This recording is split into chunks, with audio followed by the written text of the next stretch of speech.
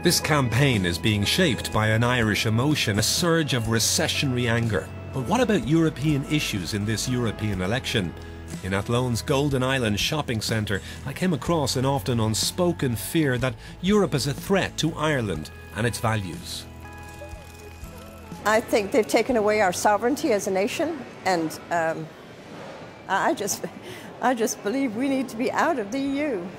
The big issues would be the immigrants coming into Ireland, want to know what they're going to do with them if they get voted in and everything like that. When they come to the door, they cannot, they don't tell you much. Say issues like neutrality, Christian values, you're going to be euthanasia, abortion, immigration. These are issues that people have a problem with, but it's not been talked about. And when we ask people on the street or when you meet people, they don't seem to wish to discuss these in public. The unspoken concerns about issues like immigration are European issues. But what most people wanted to talk about was the national question, the government's handling of the recession. Even though they're not perfect, they're doing a good job. And cuts had to be made. And that's the reality. So, do you think other people feel the same way, or do you think the government's... I'd say I'm in a minority. The majority of people we spoke to in Athlone were angry at government, but there was also a broader disgust with politics as usual. I care for my elderly mother and my autistic child, and nobody cares. Nobody that comes around to me, ringing on my door, be it Fianna Fáil, Fine Gael, no one cares.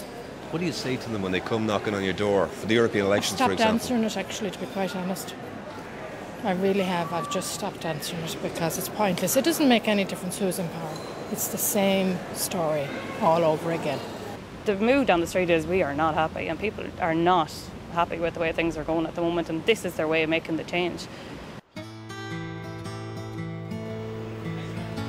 You're not elected as an independent unless you do the work. Yeah, so, that's true, look, yeah. Have a look at the back. Thanks very much, yeah, 100%. Thanks very much, love. Thank you. If there is a backlash against the political establishment, it will be channeled through independents like Marion Harkin. And on the streets of Athlone, the sitting MEP hears a lot about the national mood, very little about Europe.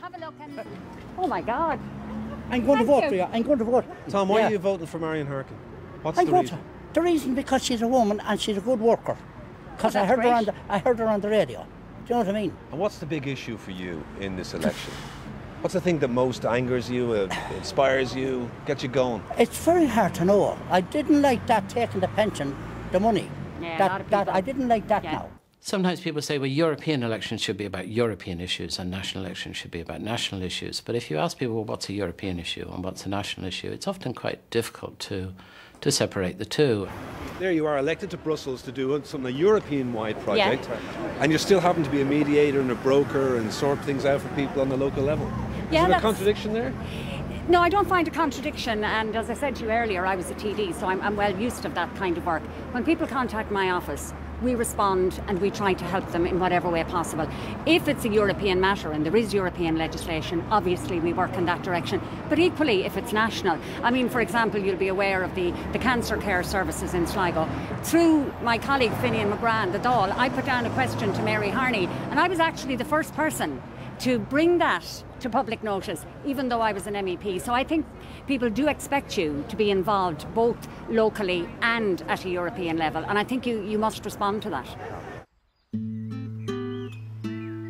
Not all politics is local. Many parochial issues have a European dimension. Seamus Mulvihill has been fishing eels on Lough Ree for 30 years, but last month the government banned eel fishing, turning the plight of hundreds of fishermen like Seamus into an election issue along the Shannon. It's all down to the EU. The EU have a directive. They asked each country in Europe to basically have a look at there is a problem with the eels, so they said have a look and see what the story is. And Ireland is the only country that came up with the solution in their own wisdom to close down completely. Ireland are saying they're facilitating a European directive. Europe is saying, no, that's the Irish officials' interpretation of it. Where are we? We're caught in the middle.